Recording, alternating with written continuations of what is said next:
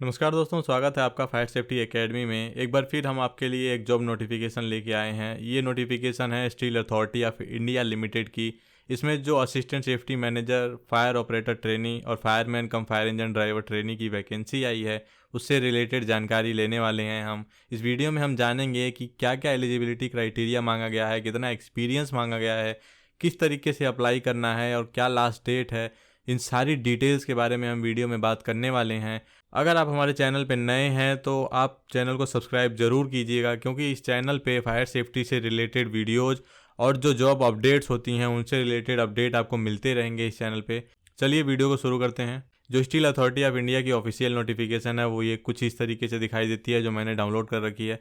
आपको कैसे डाउनलोड करना है, कहाँ से डाउनलोड करना है और किस तरीके से अप्लाई करना है, इन सब के बारे में मैं वीडियो में बताने वाला हूँ। तो सबसे पहले हम नोटिफिकेशन को देखते हैं। तो ये जो वैकेंसी है ये steel authority of India limited की वैकेंसी है, जो कि राउरकेला स्टील प्लांट के लिए है। राउरकेला जो ओडिशा में स्थित है उसके लिए ये वैकेंसी है।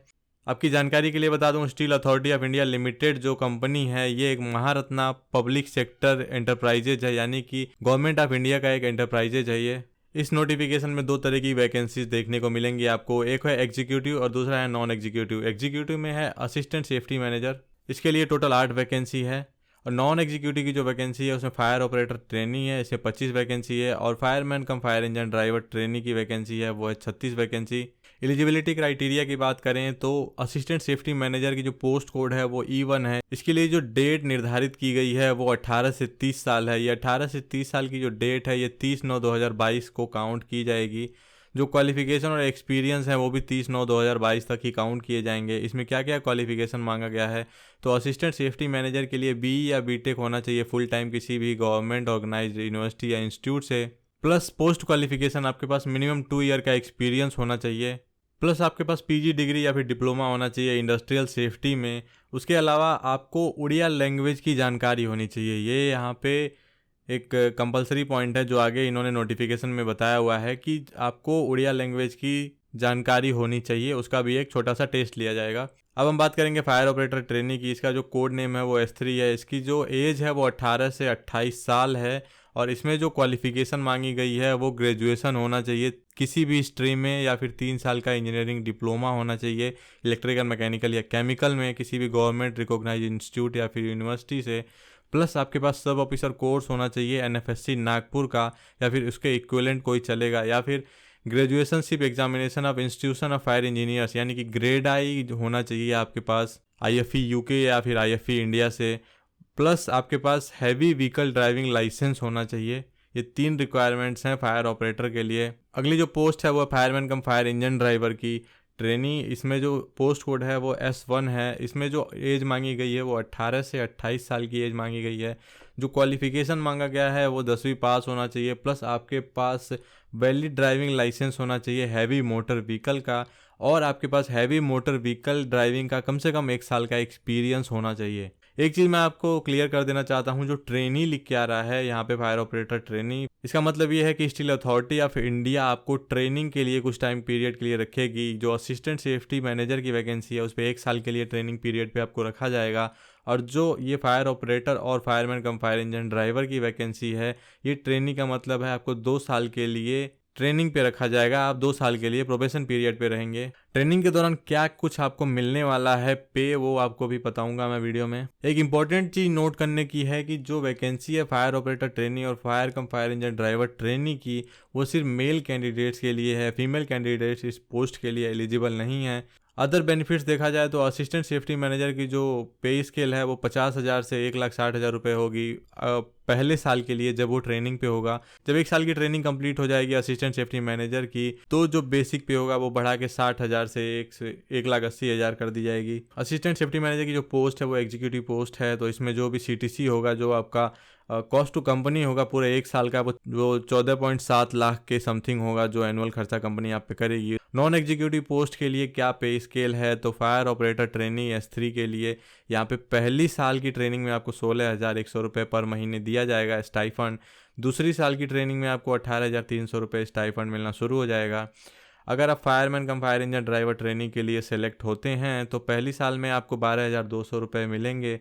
हर महीने, और दूसरी साल आपका शुरू होते ही आपको 15,000 रुपये महीने स्टाइफंड मिलने लगेगा।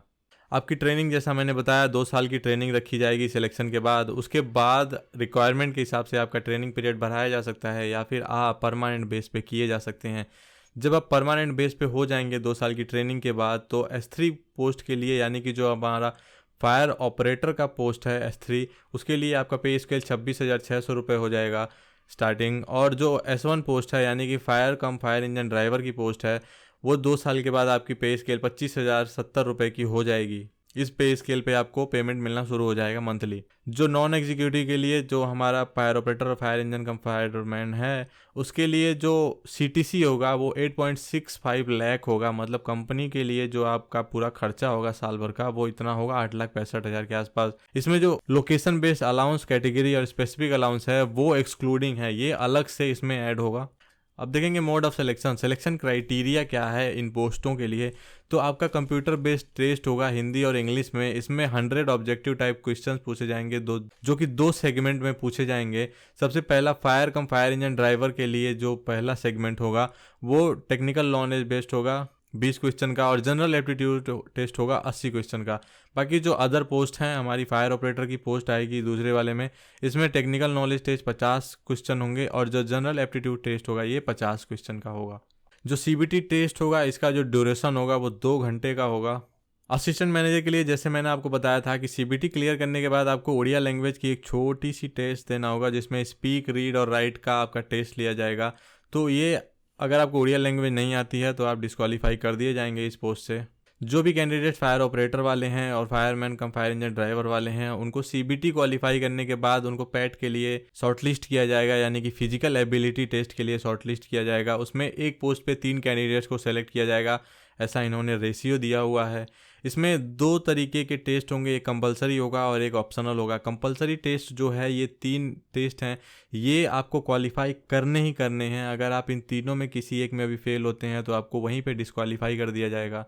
तो ये कंपलसरी टेस्ट जो है, ये 65 किलो के आदमी को 100 मीटर तक लेके भागना है फायरमैन लिफ्ट के मेथड से।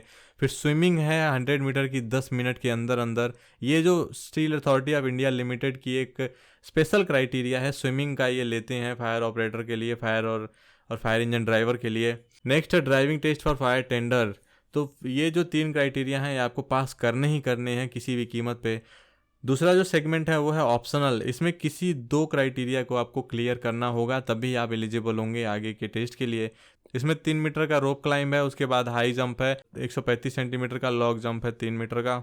तो इसमें मैंने बता दिया कंपलसरी मतलब ये तीनों आपको क्वालिफाई करने होंगे किसी भी कीमत पे।